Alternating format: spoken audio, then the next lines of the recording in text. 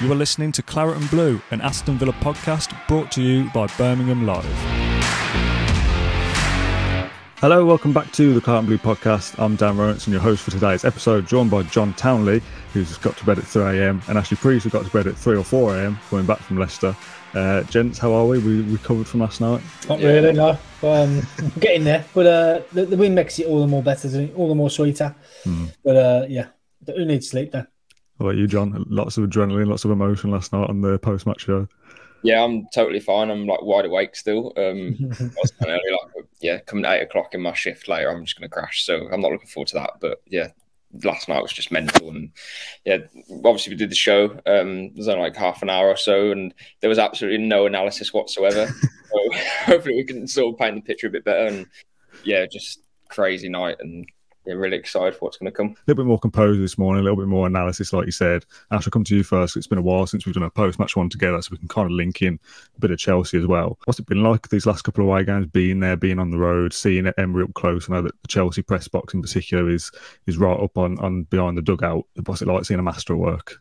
Yeah, fantastic. It's riding the crest of the wave at the moment. Momentum just got no signs of stopping. You fancy Villa in every game they're going into. Yeah, long may it continue. I was on the nursery run this morning. They've got people stopping me in the street. What's going on, Ash? What's going on? So everyone's just stunned by what's happening right now. The form's ridiculous. And I mean, I didn't think it was a great game last night. I think Leicester had the moments. Yeah. But again, Villa found a way. And the good teams do that, don't they? Villa remain patient. But that's one thing that really impressed Emery. He said, Leicester down to 10 men. We stuck to the game plan. We stayed patient, and you get rewards. And like you say, the players are loving it. The fans are loving it. The manager, he was quite calm last night, Emery. He weren't getting carried away at all. He was asked about Europe and this, that. He said, no, more work. So you can bet you. He had his laptop open on the way back, open up Forest next, on the next one.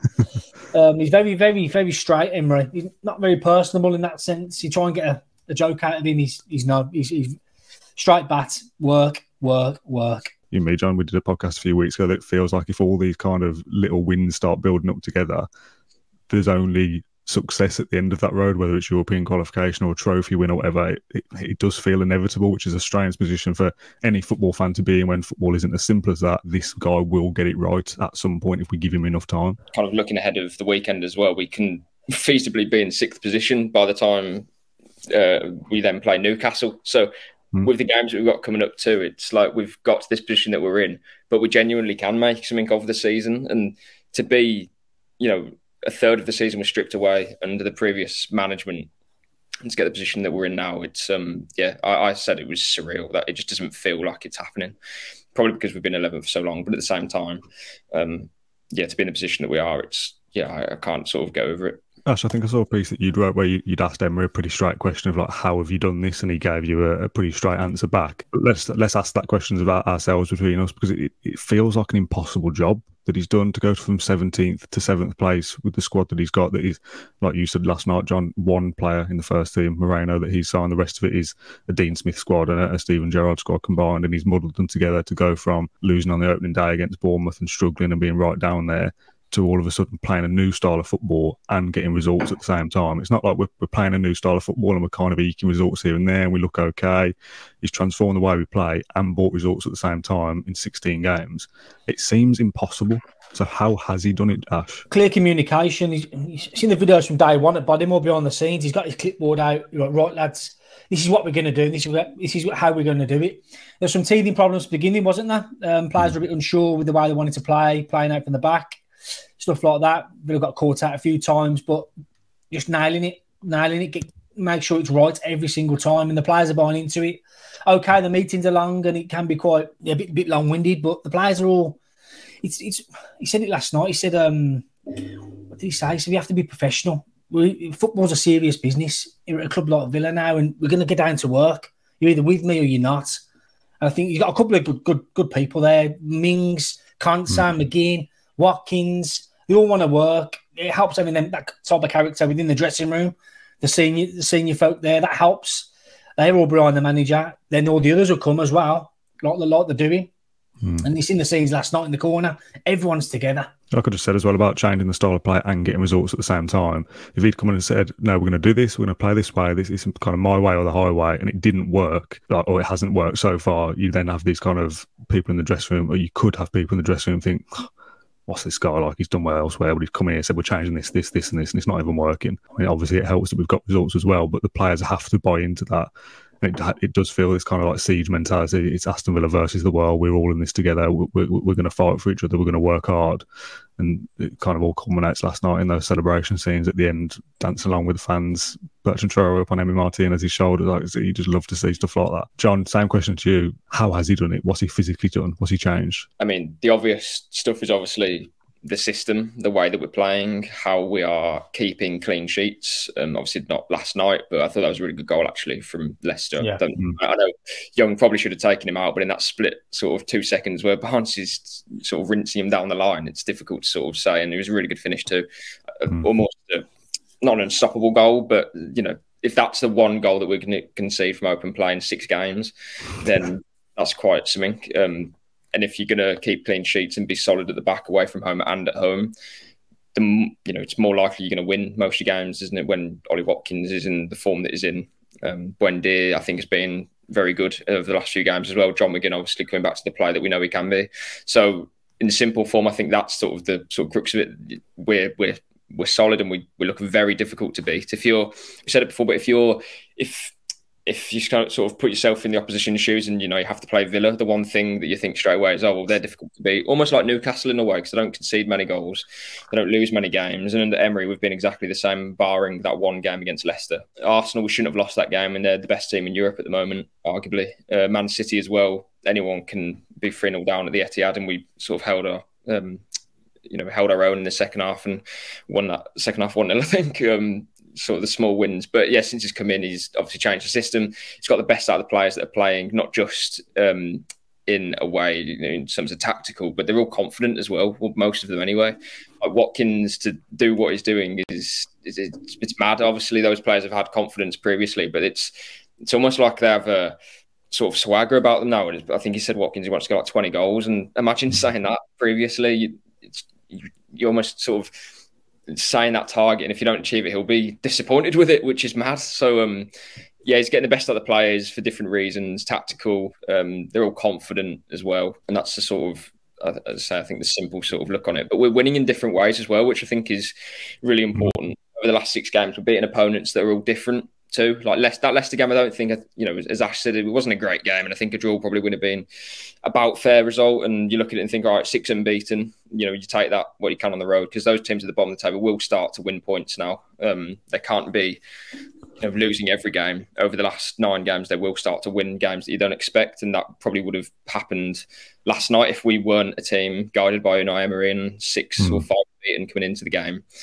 Yeah, we weren't at our best, but we've overcome sort of every test. Not every test, because it's only been 16 games, but the proof's in the pudding. We're not just winning one way and we're beating all the teams at the bottom and not sort of competing against the teams at the top. We're doing it to everyone. You know, I know Chelsea aren't what they were, but that's a squad full of, you know, littered with talent. We beat Spurs as well, who were in 5th, could be in 4th at the weekend. Hopefully, at the end of towards the end of the season, as we get into the last sort of stretch of games, we can sort of, you know, keep that consistency and keep winning as many games as we can and see where it takes us. But heading into the new season, that's sort of where my focus is. I know a lot of fans have been talking about Europe, and we'll get onto it. Right now, we know that we're actually good enough to qualify for Europe next year, and that fills me with a lot of confidence and sort of pride as well, because we've always been questioning about, when are we actually going to break into Europe? Can we get above these teams and those teams, because we aren't good enough for this for X reasons.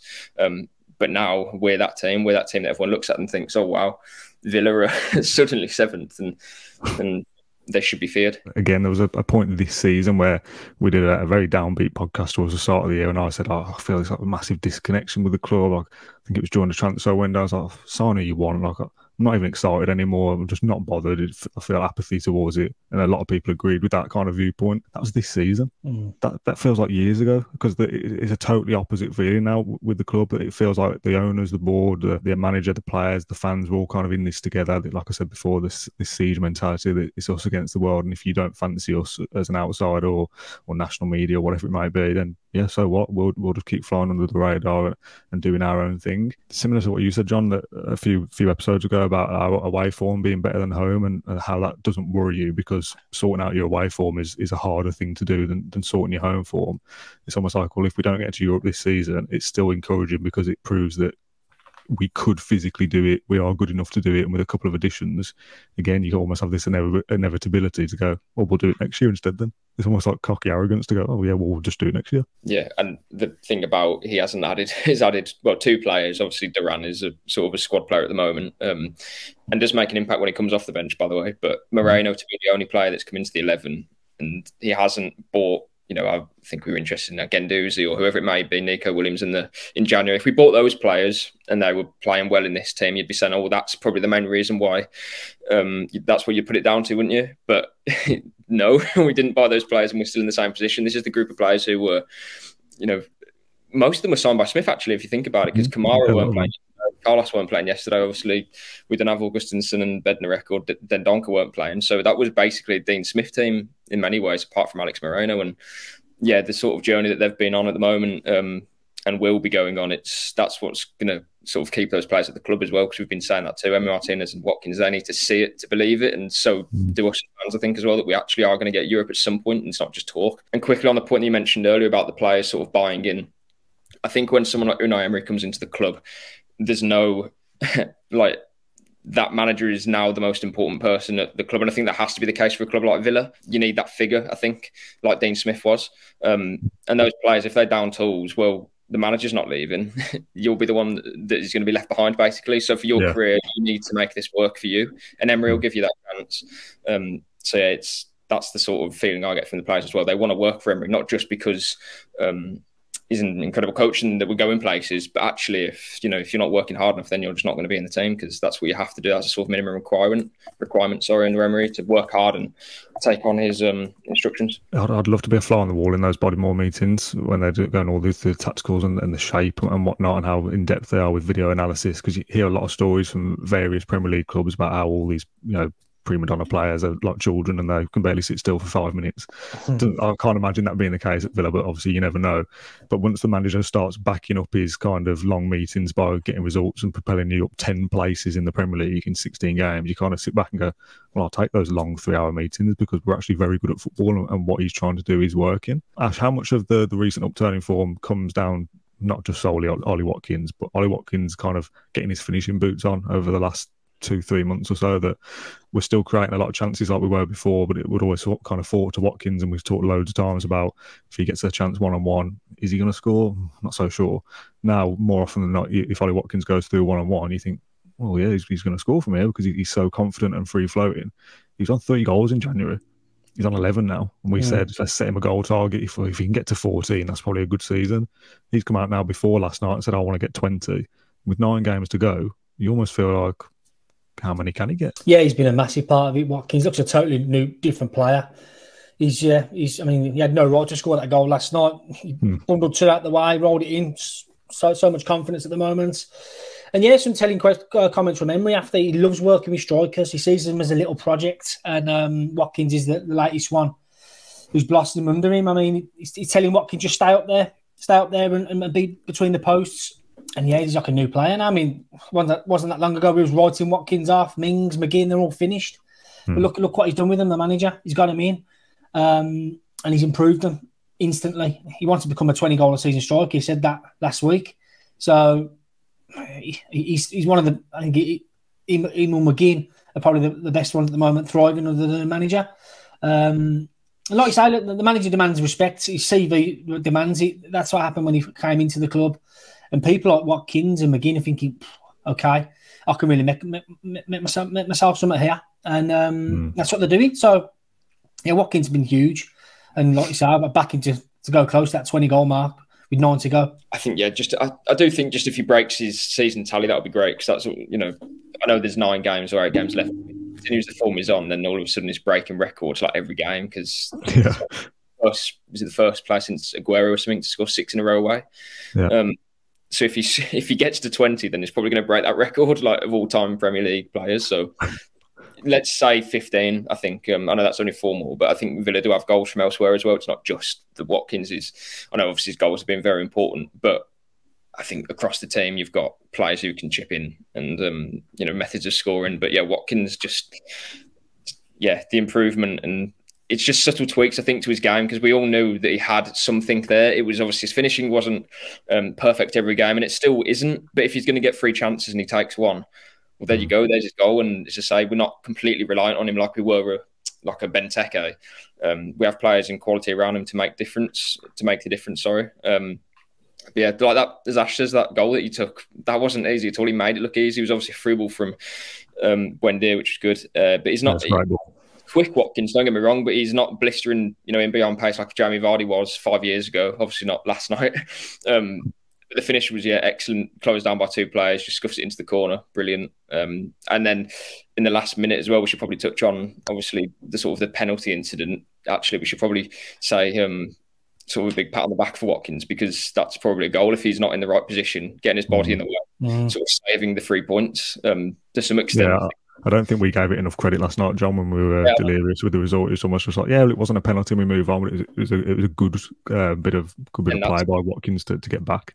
Exactly, he saved all the points there, and we didn't defend that free kick well at all. By the way, it was a bad free kick. I think I forget who took it. Hit I think it got blocked, and then the ball comes back in, and we should defend it better. But for Watkins to sort of be in the heat in the moment and think, I'll get my body in the way and win a foul or whatever. Credit to him, and that's what he is as a hard worker, as a grafter on in and out possession. And Emery's told him to sort of stand between the posts and be conserve your energy a bit more, but he'll still press the life out of the defenders and be the outlet that we need. It just helps that in this system we've got so many players buzzing around him. He's never isolated. No player's isolated in some ways in this system. He's come on leaps and bounds, Watkins, and I'm really happy for him, because as we said, there was some questions over him as early as this season, really early as January when Danny Ings got sold. And I was my heart was in my mouth when he went down with that injury as well. I think was it Suter that fell on his that's the last thing we would have needed. The only sort of recognised striker in the squad apart from Duran, obviously, who's inexperienced, let alone the form that Watkins is in. So long may it continue for him. I'm going to go kind of 16, 17 goals, but my more niche prediction is I think Watkins will get a hat-trick at some point in the rest of this season. Maybe against Forest on Saturday, because he'll have a game where he'll score a couple of goals in one go. So I'm going to go hat-trick for Watkins at some point and finish on 16 or 17. Let's talk about Bertrand Traoré and Leon Bailey at the same time, because obviously similar positions. Leon Bailey, the missing man, I suppose you might want to call him. A lot of comments that we'll come to in a sec. I asked for questions on social media this morning. A lot of those are about, what does Leon Bailey offer? Will he still be here? And those kind of things. So let's kind of try and answer those now. Somebody said, it's almost like we play with 10 men with Bailey, because he doesn't offer us anything, doesn't offer much protection for Ashley Young going the other way. And Ashley Young struggled against Harvey Barnes and probably would have needed a bit more of needed more support than Traoré, the forgotten man in a different instance, in the obscurity of Turkish football, like we said last night, John, comes back, banished by Steven Gerrard because he doesn't fancy winger, so bye-bye to you. Comes back and only scores bangers, wins the game, celebrates like mad in the corner, gets the away fans on side. He's on Emi Martinez's shoulders. It's a fairy tale story for him, and it's vastly contrasting to Leon Bailey's fortune. So, Ash, I'll come to you first about Bailey. Long-term future, will he still be here? What's wrong with him? Does he offer us enough, etc., etc.? The complaints about him, I think, are fair. What do you make of him? I was watching him closely last night, Dan. He was up with Watkins to start with as a striker. And every time Villa had the ball, Emery told him, pull wide, so Ramsey go inside and that way. So he didn't see much of the ball. Whenever he had it, he gave it away. He's just lacking confidence at the moment. 4 goals, 3 assists. Is it enough?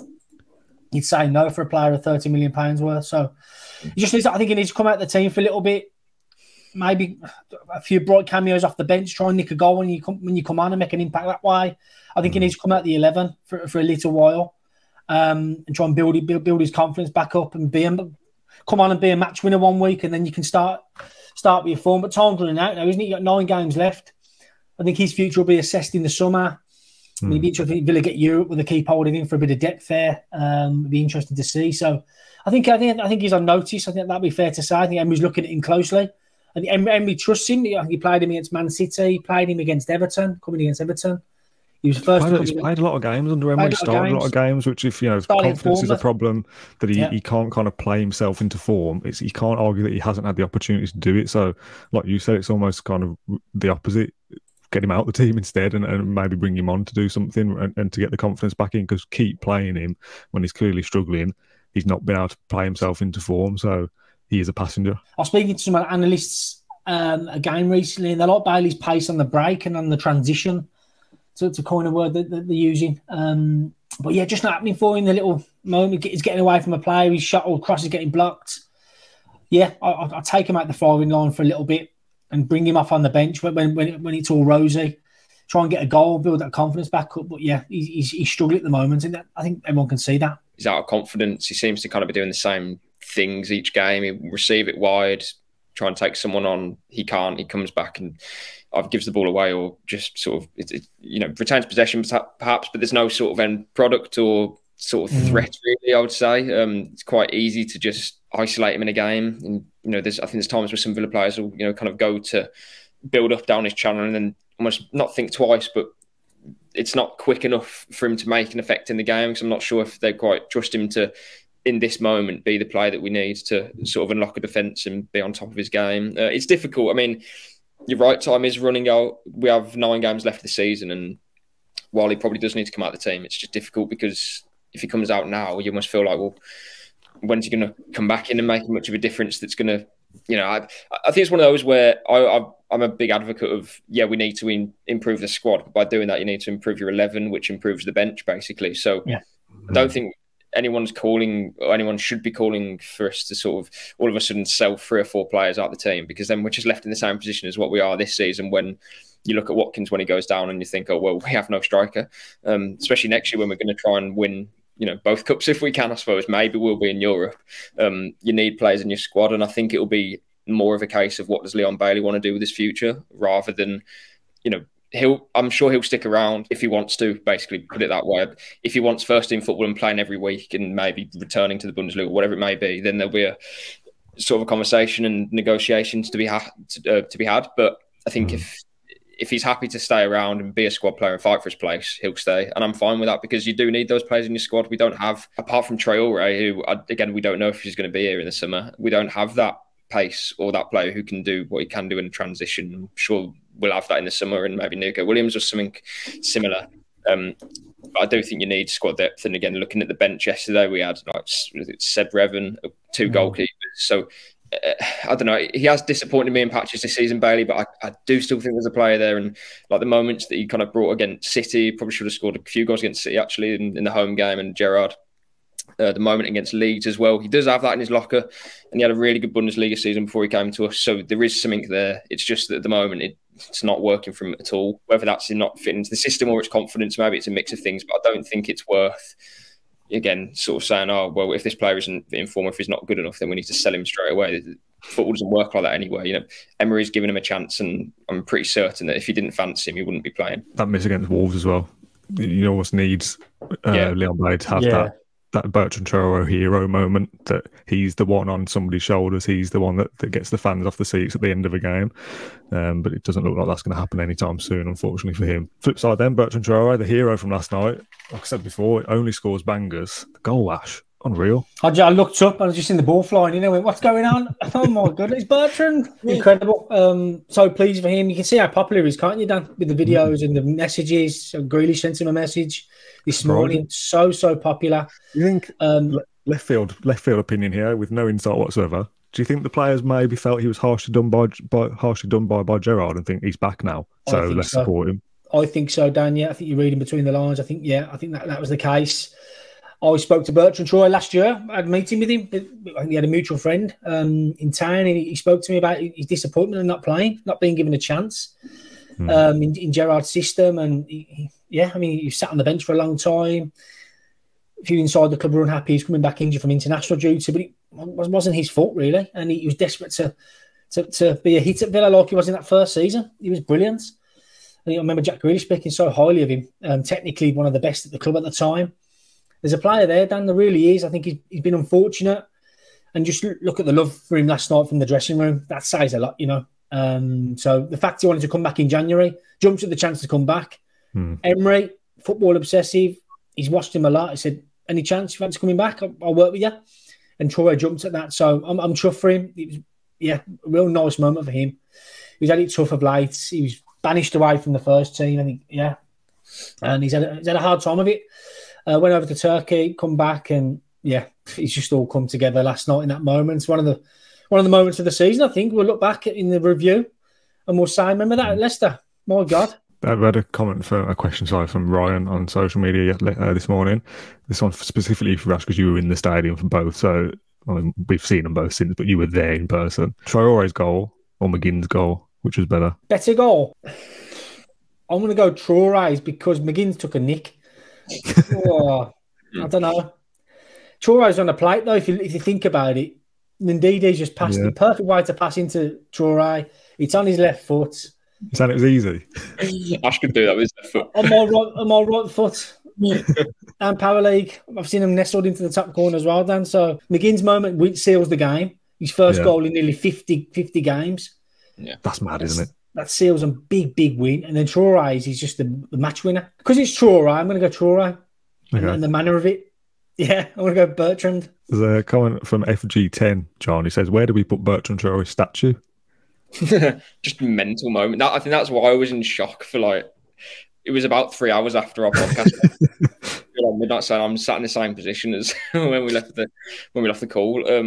He had 2 touches in the game. I don't remember his first one, but the second one, I was that's mad, isn't it? 2 touches. I mean, that says something in itself. Obviously, we're sort of back against the wall after his goal, but first goal since Chelsea, I think. Last game of back end of last season, barring in, because last year he was shipped out, but he had last year he wasn't shipped out. He just had a torrid time with injuries. He probably only made 5 appearances. That was literally a season of his career just gone. And for a player, that must be very difficult because that is a year of your, imagine taking 12 months from now, and you can't do you can't do your job sort of thing, and you can't play. You're so frustrated that you're injured. You don't know what you're going to be doing. All of a sudden, you're shipped out to Turkey, and so it must have been very emotional for him and for the players as well, just because they've known sort of where he's come back from. Not just the injury as well, but obviously going out on loan and not being really wanted by the former management. And what a moment!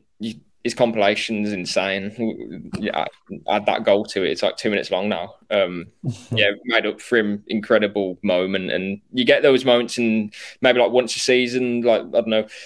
Season we got promoted, you had the Jack Grealish moment, which was just wow. How do you top that? And then you had a Trezeguet semi-final. You had the 7-2 against Liverpool. What happened there last season? Not much happened, but then this year, I think this is the kind of, we've had a few moments to be fair under Emery where it's really good, but this one just sort of, you can't write it, you can't script that. It just whenever he comes off the bench, I always say to my dad and my brother, he's capable of a moment of magic, so you never know. But it's not going to happen every game. But if it happens once in 5 or 6 games, then that's enough. Because I would say fair play to Emery for bringing him on, but you can't do much about it. He didn't know he was going to do that, did he? It's absolute, like you said, magic.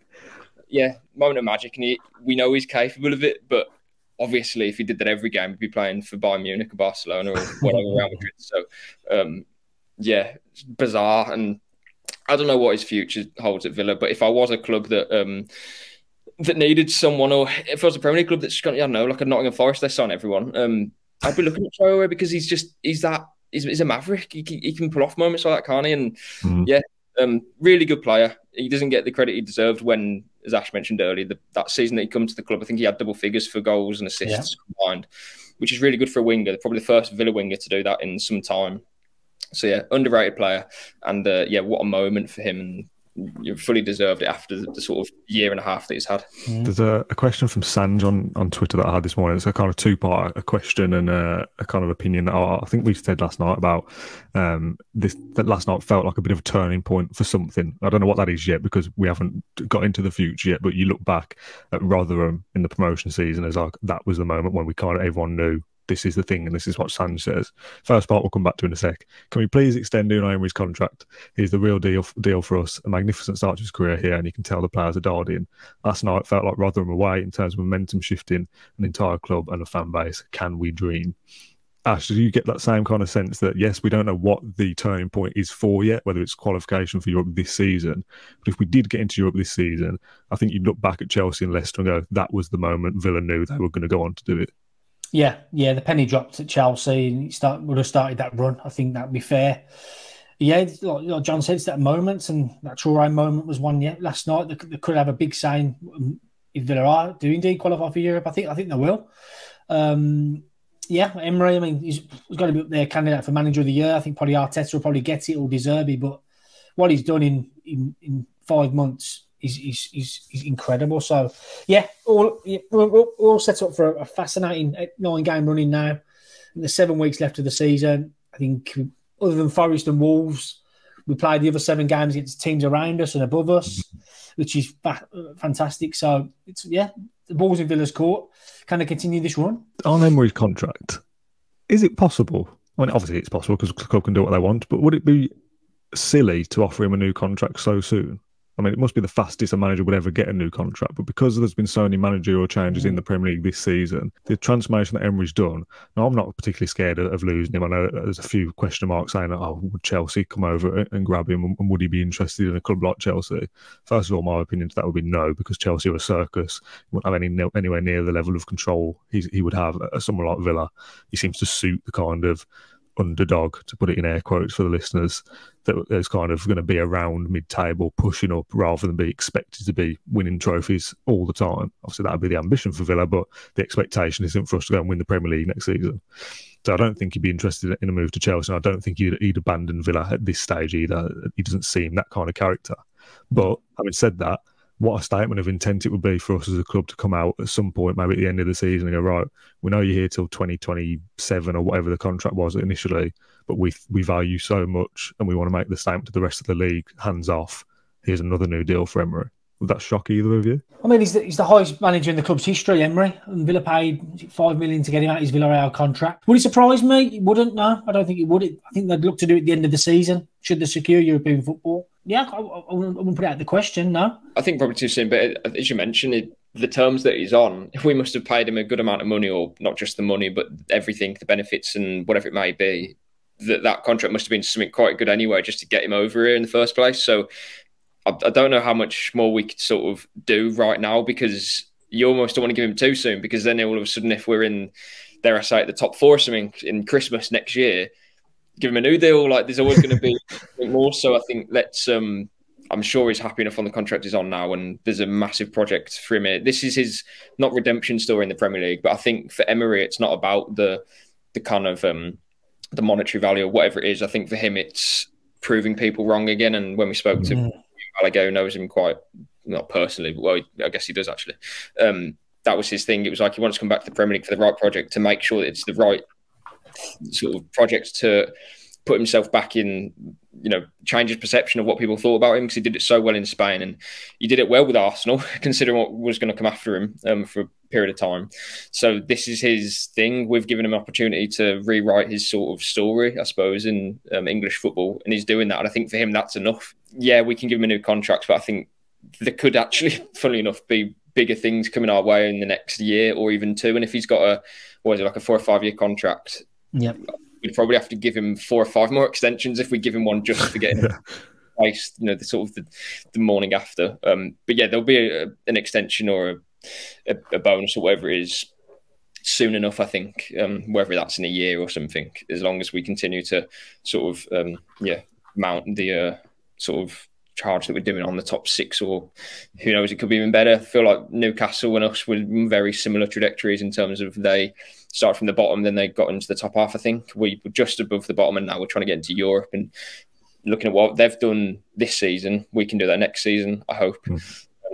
And yeah, that's probably then when you're going to talk about a new contract, I think. Fair points. The last social question I wanted to do was from Oscar. He said, would the fans be disappointed if we don't get into Europe this season? We're all on cloud 9 at the moment, and I'm loving every second of it. I just fear the fans turning sideways if we end the season up in 10th or 9th position. Now, me and John spoke about this a little bit last night, I think. I'm pretty sure we did anyway. So, Ash, to you, let's say Villa finish 10th place now. Over these next 9 games, we only win 3, say, and we drop down a little bit.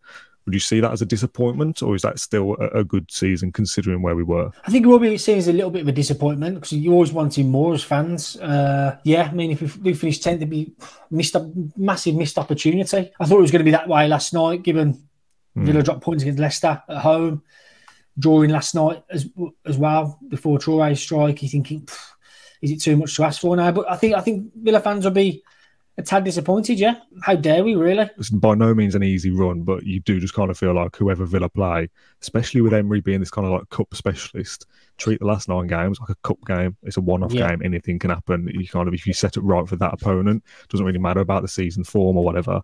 I kind of back Villa to beat absolutely anybody, which is a lovely position to be in. Would you be disappointed, John, with a 9th place finish, for example, or would you still see that as progress? Absolute progress for sure. I mean, would I be disappointed? I think that completely depends on the context. If we get really good results up until Tottenham or Liverpool or Brighton in the last 3 games of the season, but then we lose those 3 and we fall out of the 6th position and finish 8th, then yeah, you're going to be disappointed because it's like, well, we really could have done something. If we nick draws and wins here and there, lose to Man United away, lose to Tottenham or something, I don't know, whatever it may be, I don't think we could be massively disappointed. I think we're just on a big crest of the wave at the moment. But with 9 games left, it's still a long stretch. That's nearly a third of the season. No, it's obviously less than that. But quarter. Yeah, something like that. I'm not good at maths. But it's why are you laughing? And then I'm not either. But 9 times 4 is 36, so pretty much. Yeah. There's a lot of points to play for, but also a lot of points to sort of lose, and not to put a negative spin on it. But I think the position that we're in now, I'd like to think we're going to get top 10. And I'm only saying that because a couple of weeks ago we were still in 11th and we were thinking, oh, well, we'll take top 10. But as soon as we beat a Leicester, and I know Chelsea aren't, amazing, but we've only beaten Leicester away, and I know we've won games before that. But what I'm trying to say is the games that are going to come up will be difficult, and we are going to have to slog through them. And if we get the results that we get, then that's brilliant. But if we don't, I don't think we can be particularly disappointed because we know we're on a. Right, yeah. We're going somewhere quickly as well. So yeah, let's just enjoy it. I think the last few weeks of the season, let's not get. I personally won't be getting disappointed if we don't beat a Newcastle at home, or if we fall out of a top 7 or whatever it may be. Because next year, I think that's the big push. Let's just see where it takes us. I think 2 home games in a row, though, the atmosphere should be electric for those Forest and Newcastle games. Let's just see what happens. Take it game by game. If we get there, then wow, that's again, it would feel surreal for me. But if not, that's okay, because I think we'll get 10th now. Fulham will be without Mitrovic for 8-7 games, I think it is. So they should hopefully fall away and we can kind of finish above them. That should be 10th locked. Can we finish with Chelsea, Liverpool, and then it's the rest of them, Brentford, Brighton. Let's just finish above that little mini league that we've got going on now, as you say, Dan. It's like cup away, like of a group of 6 or 7 clubs there. And if we win it on the weekend, you look at Spurs play Brighton, we could finish above one of them over the weekend. Newcastle play Brentford, could either close the gap between us and Newcastle or extend the gap on Brentford. So yeah, there's loads of positives to look at it. It's just a long way to the end of the season still, but let's we can hope. Why not? Yeah. We had this kind of 11th versus 10 shootout, didn't we, against Chelsea? We were level on points, and within 3 or 4 days, we've gained 4 points on Chelsea alone. We're 6 points or so beyond Newcastle. I know we've played more games than a couple of the sides, but you look at Forest on the weekend and think, well, if we beat Forest, which feels doable, you got Newcastle at home. Is it a 12:30 kickoff? That's a spicy game, isn't it? It is, isn't it? Just imagine the potential of Villa winning that as well, or even a draw is a great result. We are getting carried away a little bit after Chelsea. John, me and you and Neil spoke about, will we get into Europe? Yes or no, in a word. And at the time, you said no. So we'll stick with that for now, even though we've won another game since. Ash, if you had to put a word on it, yes or no? Yes. Will Aston Villa qualify for you? Yes. Okay, fair enough. Yes. Easy as that. Yes. Let's nail it down even further. Conference League or Europa League? I think we might sneak 7th. I think we might get 7th. I think 6th might be just a bit too much. I'm expecting a dip off at some stage. You can't keep winning games the way we have been doing. It's the opposition for me that nicks it, because you're playing teams above you. All these games that we've won over the last 15 or whatever, they've kept picking up points. Brighton keep winning, Brentford keep winning, but if we beat Brighton and Brentford, you gain 3 points on them automatically. They cannot do anything that weekend specifically. So I'm going to go as far to say Aston Villa will finish 6th this season. I might sound incredibly stupid, and maybe my head isn't right after last night still, but I would, if you offered me, and this sounds mad, if you offered me Europa League or Conference League, I think I'd prefer Conference League, and please edit this down if it sounds dumb, but I just feel like in the trajectory that we're going, just kind of hear me out. If we finish Conference League, there's a very high probability that we win that and then get into the Europa League the season after once we have a better squad, etc. Hear me out. If we get Europa League, I think we'd have to do something quite monumental to compete in the Europa League and get Europa League football next year. Do you know what I mean? Like West Ham will win the Conference League this season and they could get relegated. They probably won't. But in the trajectory that we're going, I feel like next season, if we got Europa League, then okay, great. But I think we would then struggle in the league. I do, just because I don't think the squad's ready yet, even if we spent 20 million, which probably won't. So, yeah, I don't want to kind of be next season Europa League, but then the league form dips off and we get knocked out in the round of 16 to Bayer Leverkusen. And then we finish 9th in the division. And then the season after that, when we'd hope to then be kicking on again, we have no European football. Whereas in Conference League, I know it's kind of a big blueprint, but if we got Conference League this year, we could win the thing, be in Europa League the season after, and I actually think our league form would be better off for it because we'd be playing teams in Hungary rather than good teams in Spain. So, yeah, it probably sounds stupid, but I think that makes sense somehow. Yeah, I kind of understand the logic, but it's also a big leap to just go, well, if we get in the Conference League, we'll win it. True, but mate, if you look at the teams that are in it at the moment, but come on, like West Ham are going to win that quite easily, and there's like Fiorentina is the second best team. Whatever happens, I'll take it. If it's Europe, it's Europe. Fantastic. Yeah, in my head, I think that I don't know. John, Ash, thank you very much for both of your time this morning. It's been great to chat to you both in more detailed, analytical fashion than we did last night, John, where you were close to tears, I think, at one point. But yeah, great to talk about Villa being good again. It's lovely. We'll be back again on Thursday with a video, which is me and John talking about the 5 steps to European football, which is maybe a little bit closer than we first thought. And we'll be back on Saturday evening for the post Nottingham Forest podcast as well, where hopefully it'll be 9 points in the week for Aston Villa, plus Ollie Watkins' hat-trick as well, which I predicted earlier. So thank you both for your time. Thanks everyone for watching, as always, and we'll see you again in a couple of days. Thank you for listening to Claret and Blue, an Aston Villa podcast. If you enjoyed today's episode, then please do let us know. We love hearing your thoughts and comments. We'll be back soon with another episode, but until then, up the Villa.